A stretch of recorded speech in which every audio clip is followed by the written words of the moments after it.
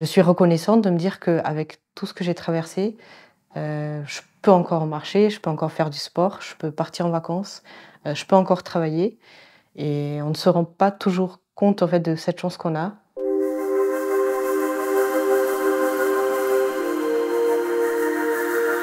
Bonjour, je m'appelle Rindra, j'ai 31 ans. Je suis une personne qui adore voyager, j'aime beaucoup le sport aussi et je travaille en finance d'entreprise. J'étais assez sportive en 2018, je faisais 5 à 7 séances de sport par semaine. Je faisais principalement de la gym suédoise et voilà, un jour, je me suis réveillée avec des douleurs à la hanche sans trop savoir pourquoi.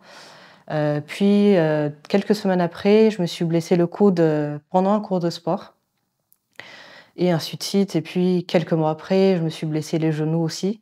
Donc au final, pendant plusieurs mois, j'ai cumulé en fait, tout en même temps là, c'est vrai que c'était un cheminement aussi difficile parce que j'avais mal, au quotidien, quand je faisais la vaisselle, quand je me brossais les cheveux. Des moments où ça allait mieux, mais en fait, finalement, ça revenait toujours.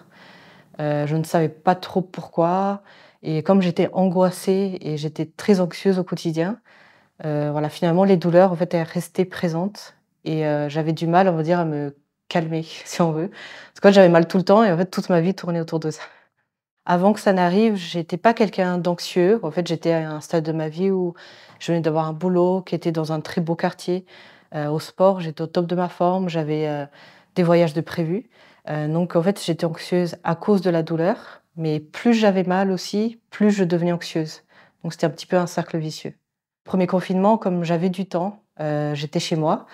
J'ai essayé un petit peu de trouver toutes les solutions, peut-être sur internet, sur YouTube et c'est là que j'ai trouvé que j'ai lu des articles disant que la méditation pouvait aider et je ne sais plus comment exactement, mais j'ai, découvert Petit Bambou à ce moment-là. Mais sur Petit Bambou, il y avait un programme qui s'appelle «Apprivoiser la douleur». Donc j'ai commencé par, ça directement. Donc c'était assez ciblé parce que finalement, c'était des petits exercices, de visualisation, de respiration aussi et ça donnait plusieurs petites techniques finalement pour aider à soulager la douleur et voilà, je ne l'aurais pas cru, mais finalement ça m'a un peu guérie. Pas pour toutes les articulations, mais au moins pour une en particulier, donc j'ai pu, en tout cas plusieurs semaines, plusieurs mois après, aller mieux et il y a une séance en particulier qui m'a marquée, qui s'appelle les 2 flèches. Donc en fait, ça indique qu'il y a une flèche qui est due à la douleur, physique. On va dire dans mon cas, la tendinopathie qui était, début lié au sport, ensuite dans tous les gestes de la vie quotidienne et il y a la deuxième flèche qui est la souffrance et en fait ça vient grossir la douleur. Donc là, il y a, on va dire, toute la pression un petit peu, tout ce que les gens autour de moi me disaient, voilà, parce que j'avais vu des kinésithérapeutes qui disaient des choses opposées, donc je ne savais pas qui croire. Les médecins qui ne disaient pas tous la même chose, mais même si je me reposais pendant 3 semaines, ça ne résolvait pas le problème. Et comme je me suis aussi blessée d'autres articulations par la suite, voilà, c'était vraiment un cumul de tout ça, en fait, qui faisait que chez moi, je pense que la souffrance était trop présente par rapport à la douleur, physique due on va dire aux blessures que j'ai eues. J'ai remarqué qu'en fait, quand j'étais anxieuse ou parfois énervée, en fait, j'avais des douleurs au coude et je m'en rendais pas compte tout de suite, mais quand on a été déconfinés, je suis revenue au bureau et en fait, j'avais ma responsable, en fait, qui m'agaçait assez souvent par rapport au travail et entre midi et 14h, quand je suis allée marcher, en fait, je ruminais par rapport à ma responsable et j'avais des douleurs au coude au moment où je ruminais et je me disais: «Comment ça se fait?» Donc là, je respirais, voilà, j'ai essayé de respirer calmement, de rester un petit peu calme, de relativiser et voilà, des fois, en 5 minutes, en fait, finalement, la douleur, elle partait. Parce que c'était pas une situation sportive ou particulière où je sollicite physiquement mon coude. Donc c'était pas quelque chose qui pouvait s'expliquer par une activité sportive et voilà, j'ai réitéré l'exercice, plusieurs semaines de suite et quelques mois plus tard, j'allais bien.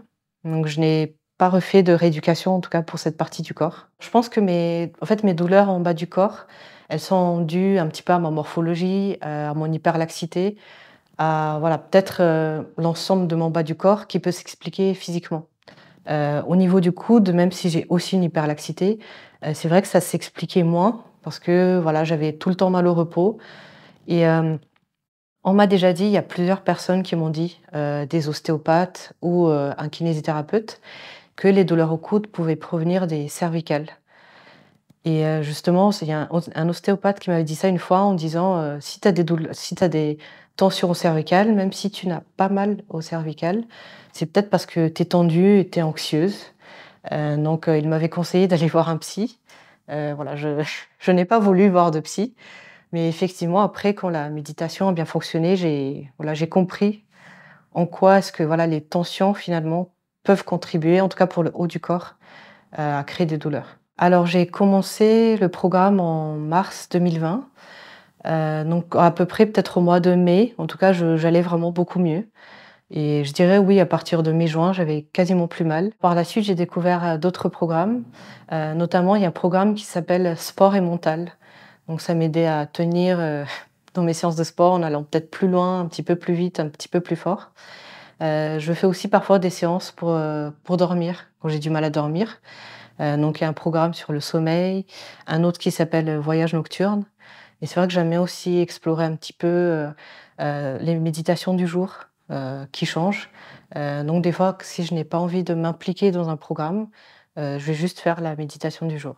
Ça m'a vraiment aidée à être plus forte, parce que c'est vrai qu'on a mal tout le temps, au repos, pendant les vacances, en fait, c'est pénible et c'est vrai que le fait de se dire, «J'ai quand même le pouvoir de faire en sorte que ça aille mieux», même si, voilà, par exemple pour les genoux, je dois quand même continuer à faire de la kiné, mais de manière générale, pour mon bien-être général, ça me permet, voilà, juste d'avoir le problème physique et en tout cas d'aller mieux mentalement. Dans la vie de tous les jours, en fait, on apprend à devenir reconnaissant, parce que, voilà, on ne se rend pas toujours de la chance qu'on a, donc même marcher, voilà, ce n'est pas forcément acquis et il y a une séance en particulier, en fait, qui disait que, ce n'est pas la peine de se battre avec son corps parce que finalement, en fait, c'est ce qui vous porte toute votre vie. Donc il faut se réconcilier avec son corps et voilà, vraiment cultiver cette, gratitude et c'est vrai que ça m'arrive encore aujourd'hui de me plaindre et aujourd'hui, c'est vrai que j'ai eu des récidives, j'ai certaines douleurs qui sont encore là, mais je suis reconnaissante de me dire qu'avec tout ce que j'ai traversé,